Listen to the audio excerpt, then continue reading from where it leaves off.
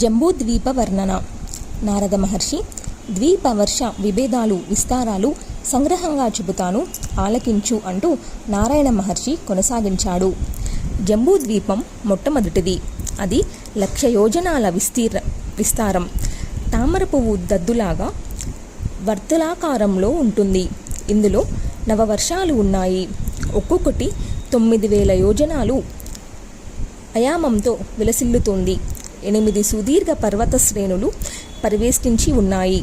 దక్షిణోత్తర విభాగంతో ధనురాకృతిలో విరజిల్లే నవవర్షాలలోనూ ఇలావృత వర్షం మధ్యభాగాన భాసిస్తోంది.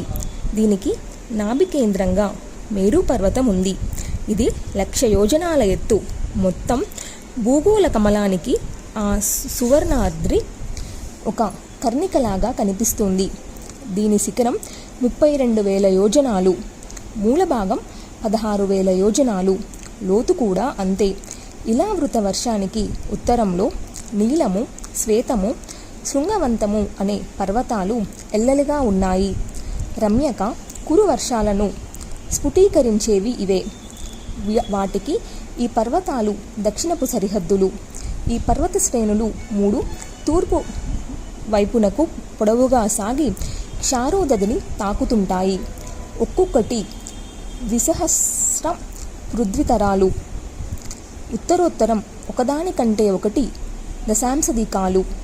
ఇవి నాదా నదన దీయుతాలై తరులతా విరాజితులై ప్రకాశిస్తుంటాయి. ఇలావృత వర్షానికి దక్షిణ దిక్కున నిషిద, హేమకూట, హిమాలయ పర్వత శ్రేణులు ఉన్నాయి.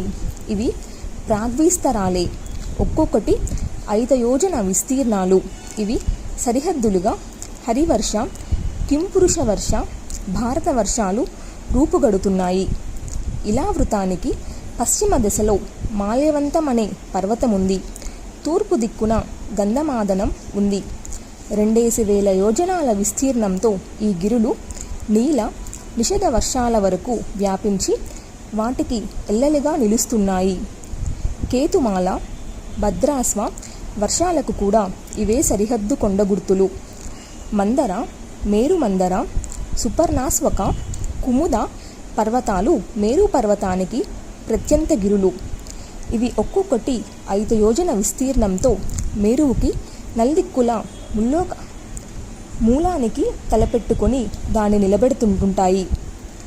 వాటి మీద చూత, జంబు, కదంబ, న్యగ్రోధ వృక్షాలు 1,100 యోజనాలు ఎత్తుకు ఎదిగి కేతనాలుగా కనిపిస్తుంటాయి. అంతే విస్తీర్ణం కలిగి 4 మీద 4 సరస్సులున్నాయి.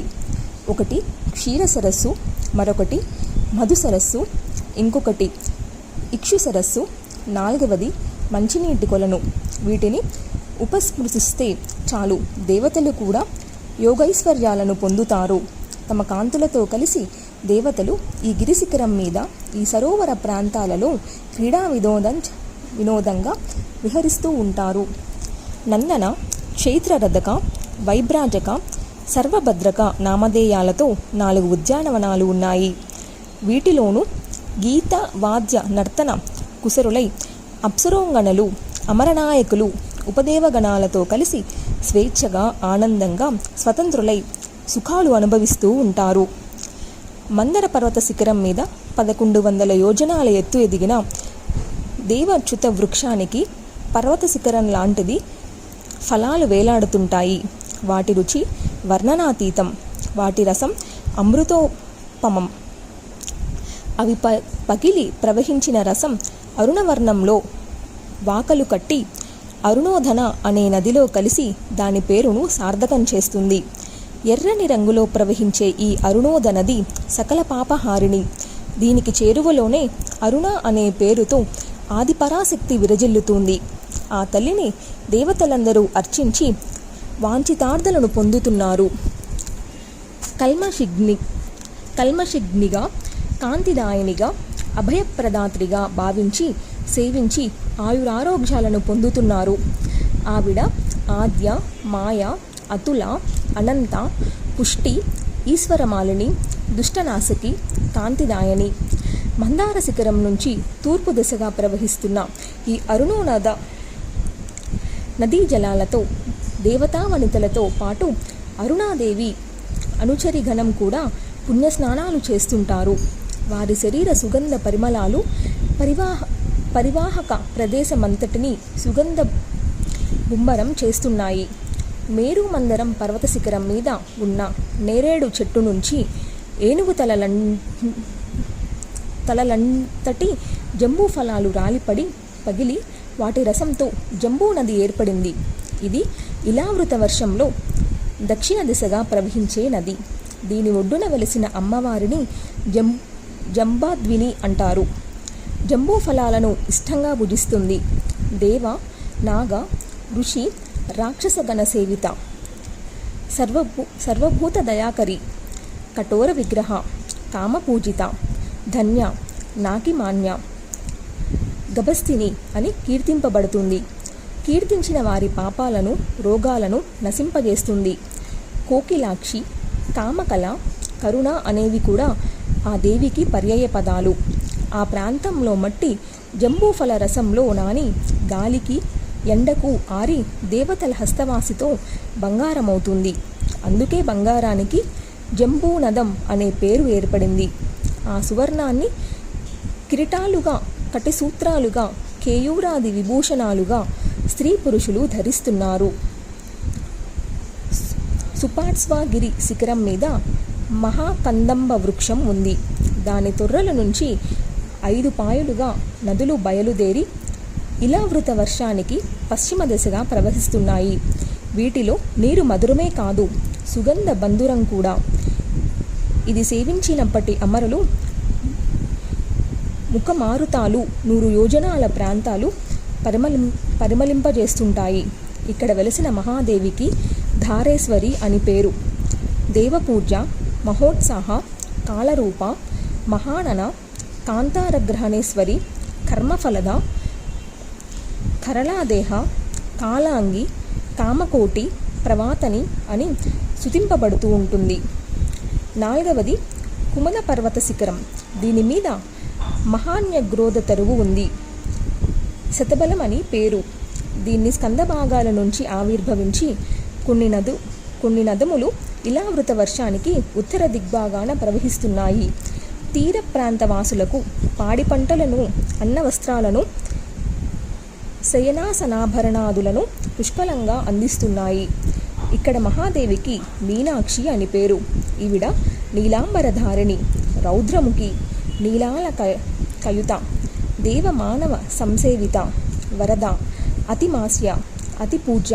ఈ తల్లిని మత్తమాతంగగామిని, మదనోన్మాదిని, మానప్రియ, మానప్రియాంతర, మారవేగధర, మారపూజిత, మారమాదిని, మయూరవర,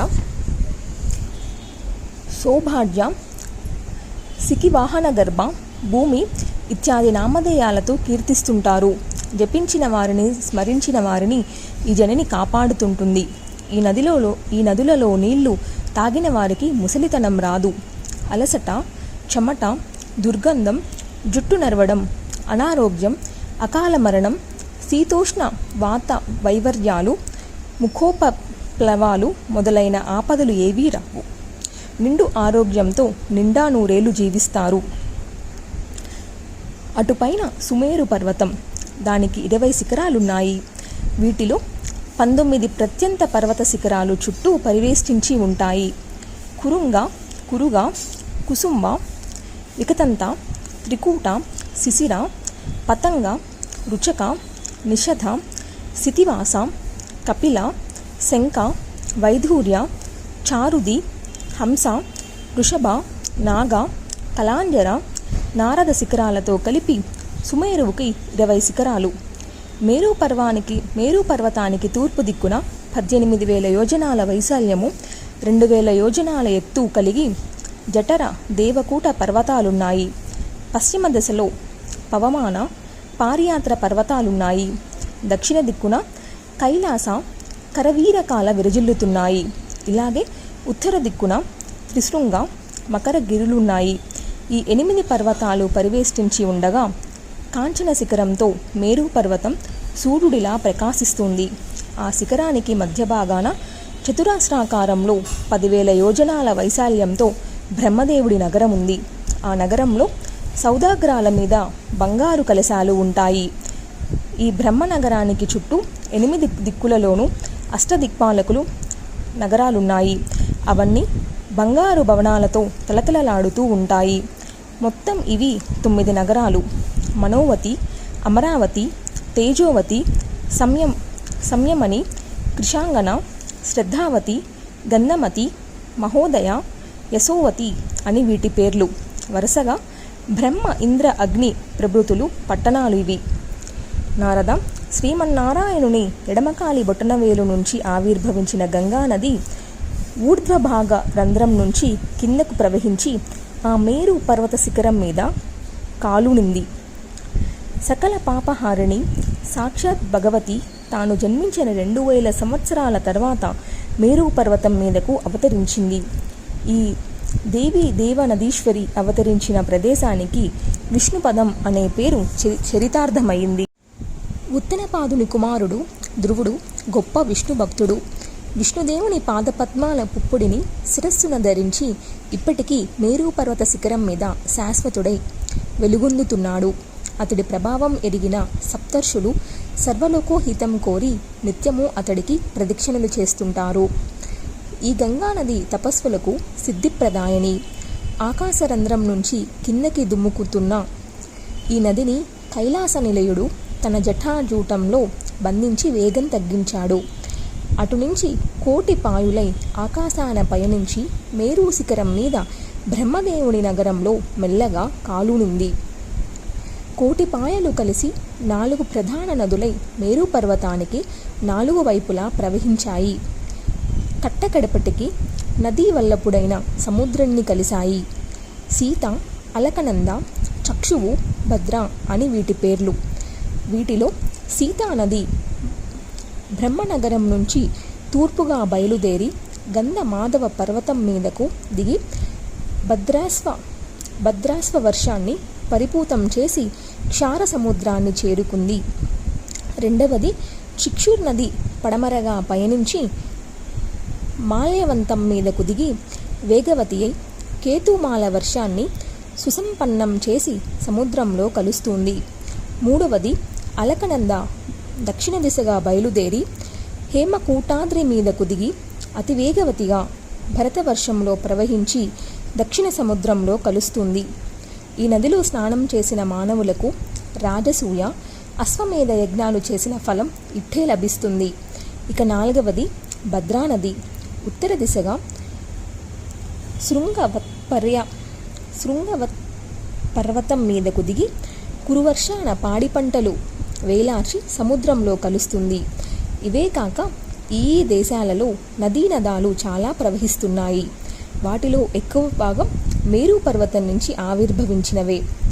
నారద, మొత్తం 9 వర్షాలు చెప్పాను కదా, వీటిలో భరతవర్షం ఒక్కటే కర్మక్షేత్రం అంటున్నారు. తక్కిన 8 దేశాల భోగభూములట. స్వర్లోకవాసులు తమ పుణ్యశేష ఫలాలను అక్కడ అనుభవిస్తారట.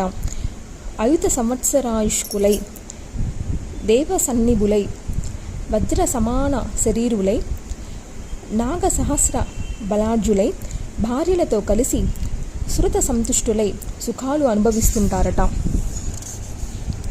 అలాగే అక్కడ స్త్రీలు మరొక సంవత్సరంలో ఆయుర్దాయం తీరుతుందనగా గర్భం ధరిస్తారు. అక్కడ కాలం ఎప్పుడు త్రేతాయుగంతో సమానమై నడుస్తూ ఉంటుంది.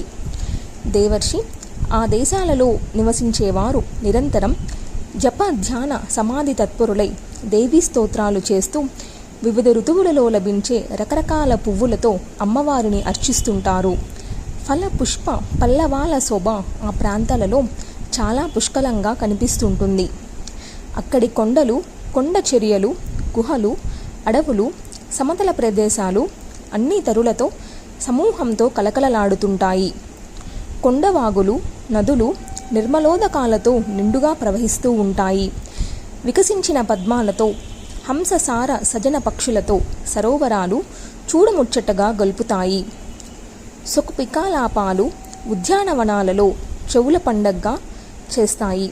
అందమైన కనుబొమ్మలతో విలాసాలకు పుట్టిల్లు అనిపించే సుందరీమణులతో కలిసి యువకులు ఈ ఉద్యానవనాలలో స్వేచ్ఛగా క్రీడిస్తుంటారు. మొత్తం ఈ 9 భూభాగాలలోనూ ఆది పురుషుడైన శ్రీమన్నారాయణుడు లోకానుగ్రహకాంక్షతో మహాదేవిని ఆరాధిస్తూ తాను పూజలు అందుకుంటూ నివసిస్తున్నాడు. ఏకాగ్ర చిత్తుడై ఆత్మవ్యూహంతో సన్నిధి చేస్తున్నాడు.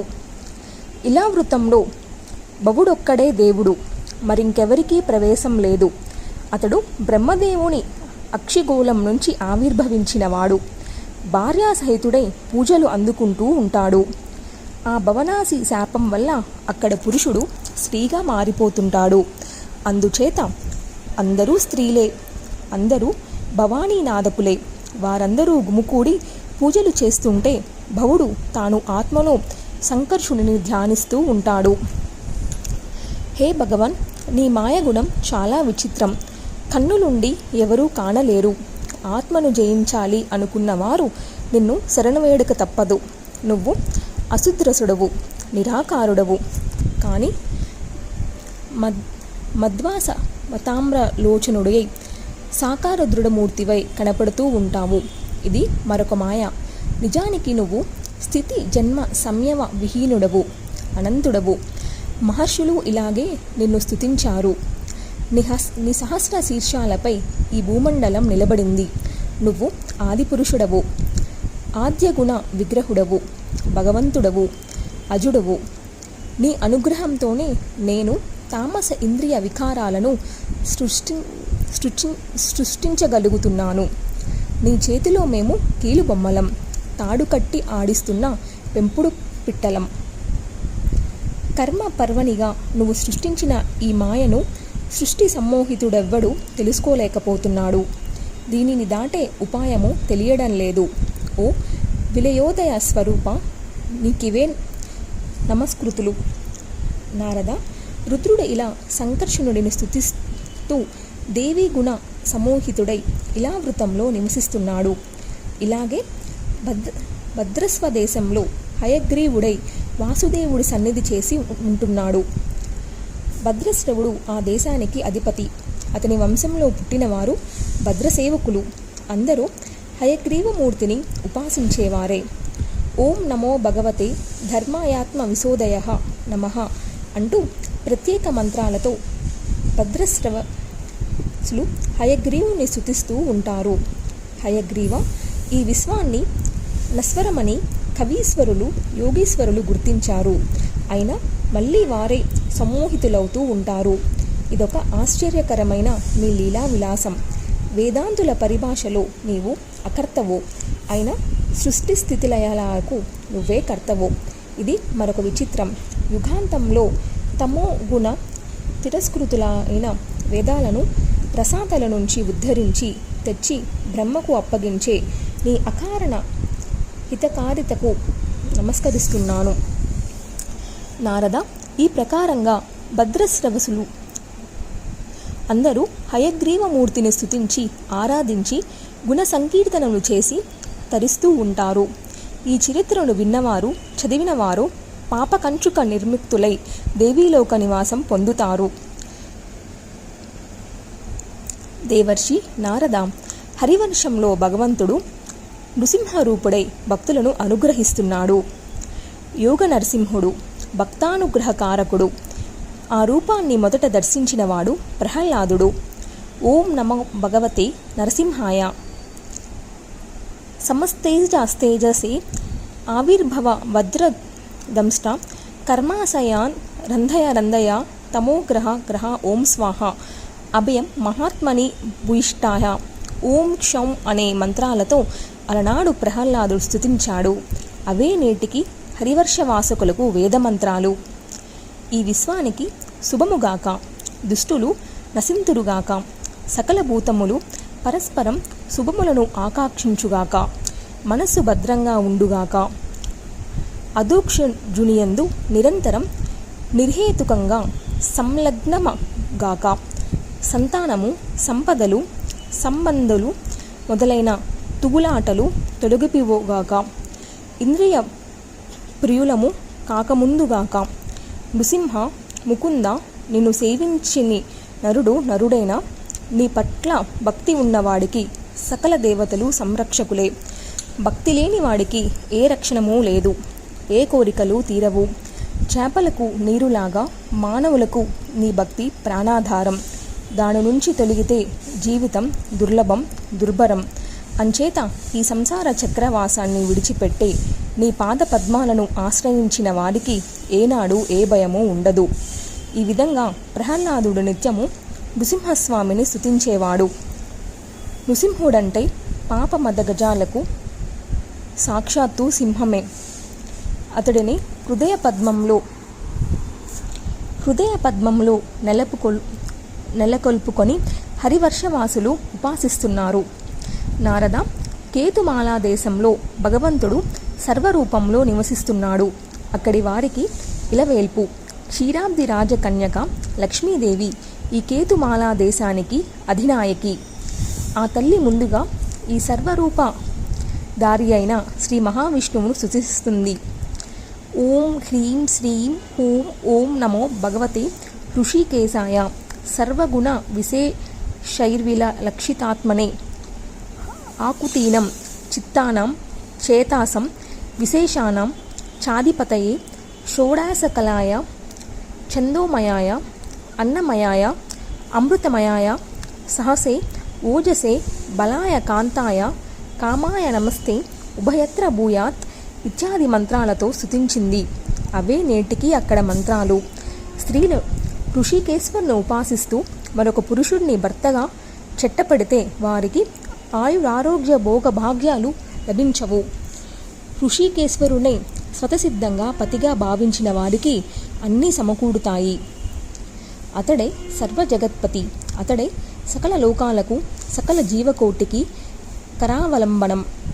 మరొక ప్రభువు ఊహలకు కూడా లేడు అని కేతుమాలా వర్షవాసులు విశ్వసించి కామరూపధారిని నారాయణుణ్ణి పలువిధాలా స్తుతిస్తూ ఉంటారు. రమ్యక వర్షంలో భగవంతుడు మాత్స్యరూపధారి. ఆ దేశాధిపతి మనువు ఇలా స్తుతించాడు. ఓం నమో ముఖ్యతమాయ నమః సత్వాయ ప్రాణయోజసే బలాయ మహామత్స్యాయ నమః. మత్స్యరూపధారి లోకపాలకులైన కనిపించిన రూపంతో నిఖిల లోకాలలోనూ లోపాల వెలుపల నువ్వే సంచరిస్తున్నావు. అందుకే ఈశ్వరుడివయ్యావు. ఈ జగత్తును నడిపిస్తున్నావు. లోకపాలకులు ఒక్కరొక్కరు కానీ సమిష్టిగా కానీ చేయలేని సృష్టి సంరక్షణ కార్యాన్ని నువ్వు అవలీలగా చేస్తున్నావు. యుగాంతంలో ప్రళయ జలదిలో నువ్వొక్కడివే ఈదులాడుతుంటావు. పునఃసృష్టికి దారి చూపుతుంటావు. నువ్వు జగత్ ప్రాణ గణాత్ముడవు.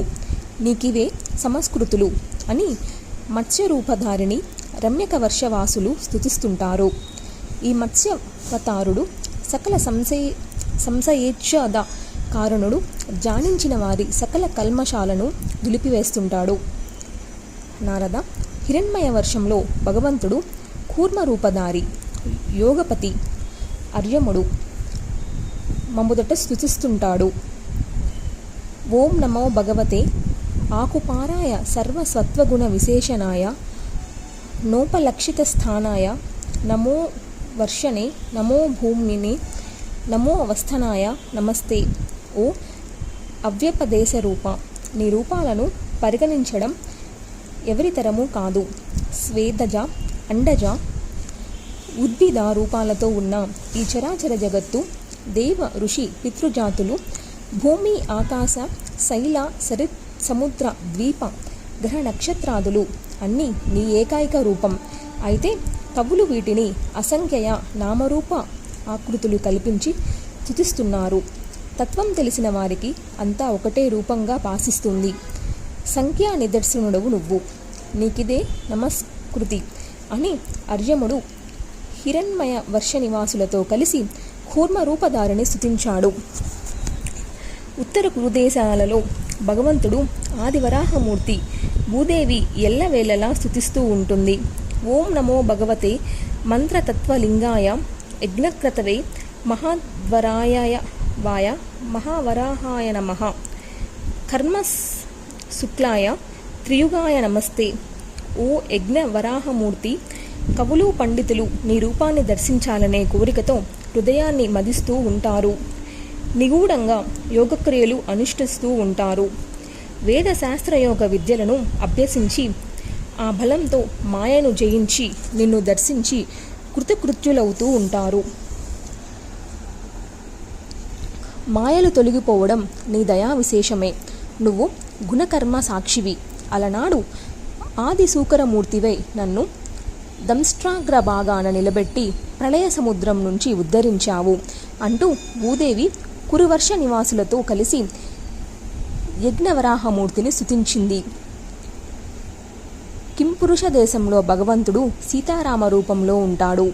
హనుమంతుడు ఓం నమో భగవతే ఉత్తమ శ్లోకాయ అని స్తుతిస్తూ ఉంటాడు. అర్యలక్షణాలు ఉత్తమశీలము కలిగి దుష్ట శిక్షణలకు అవతరించిన దాశరథి నమో నమః.